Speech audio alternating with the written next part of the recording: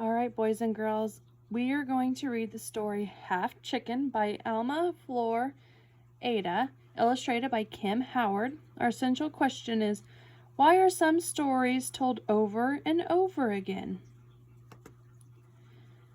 Have you ever seen a weather vane? Do you know why there is a little rooster on one end, spinning around to let us know which way the wind is blowing?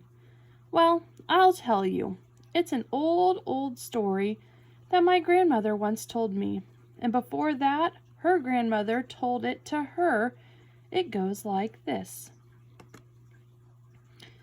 A long time ago, on a Mexican ranch, a mother hen was sitting on her eggs. One by one, the baby chicks began to hatch, leaving their empty shells behind. 1, 2, 3, 4. 12 chicks had hatched, but the last egg still had not cracked open. The hen did not know what to do. The chicks were running here and there, and she could not chase after them because she was still sitting on the last egg. Finally, there was a tiny sound. The baby chick was pecking at its egg from the inside. The hen quickly helped it break open the shell, and at last the 13th chick came out into the world. Yet this was no ordinary chick. He had only one wing, only one leg, only one eye, and only half as many feathers as the other chicks. It was not long before everyone at the ranch knew that a very special chick had been born. The ducks told the turkeys told the pigeons told the swallows, and the swallows flew over the fields, spreading the news to the cows grazing peacefully with their calves, the fierce bulls, and the swift horses. Soon the hen was surrounded by animals who wanted to see the strange chick. One of the ducks said, "But he only has one wing." And one of the turkeys added, "Why, he's only a half chicken." From then on, everyone called him Half Chicken, and Half Chicken, finding himself at the center of all this attention, became very vain.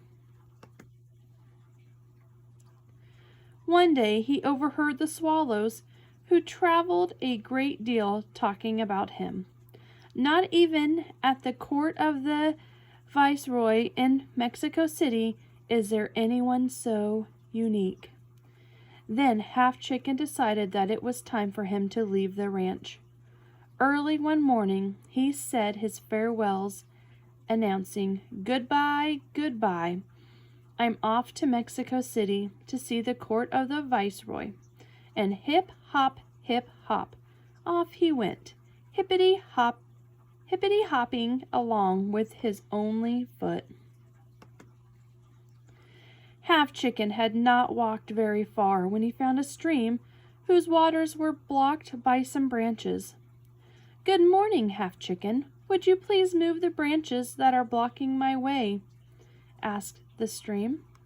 Half Chicken moved the branches aside, but when the stream suggested that he stay a while and take a swim, he answered, "I have no time to lose. I'm off to Mexico City to see the court of the Viceroy." And hip, hop, off he went, hippity-hopping along on his only foot. A little while later, Half Chicken found a small fire burning between some rocks. The fire was almost out. "Good morning, Half Chicken. Please fan me a little with your wing, for I am about to go out," asked the fire. Half Chicken fanned the fire with his wing, and it blazed up again. But when the fire suggested that he stay a while and warm up, he answered, "I have no time to lose.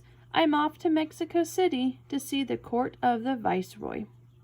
And hip, hop, off he went, hippity-hopping along on his only foot.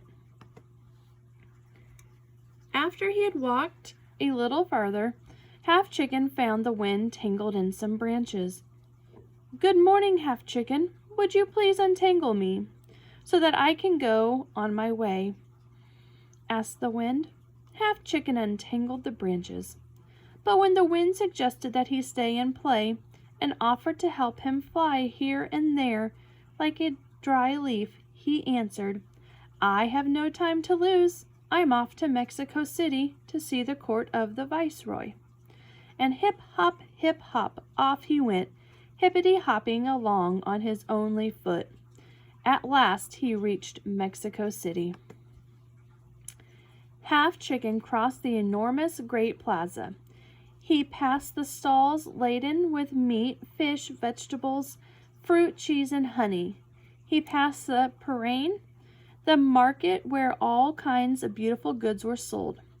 Finally, he reached the gate of the Viceroy's palace.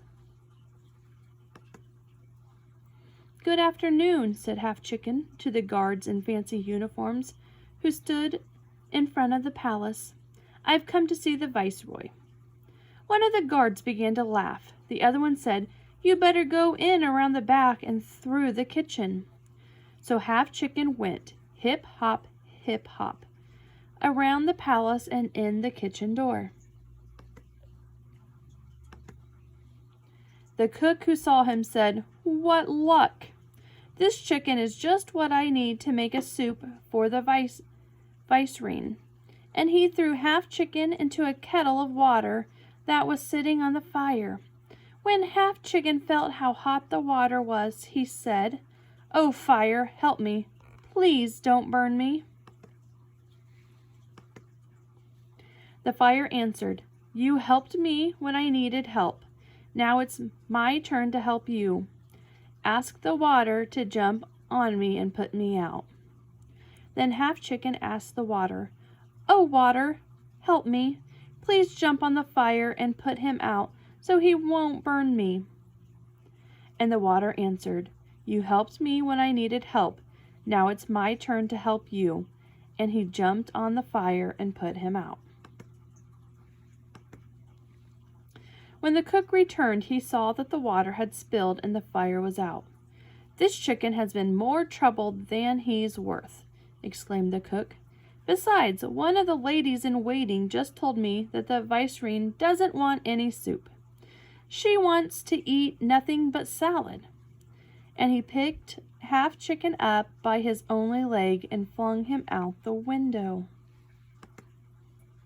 When Half Chicken was tumbling through the air, he called, "Oh, wind, help me, please."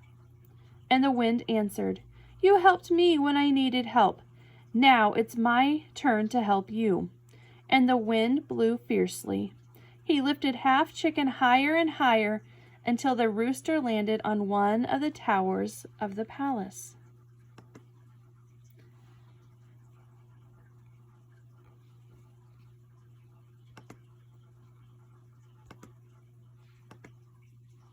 Oh, it's not loading right.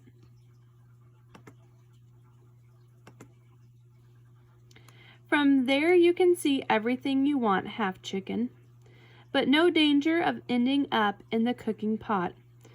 And from that day on, weathercocks have stood on their only leg, seeing everything that happens below, and pointing whichever way their friend the wind blows.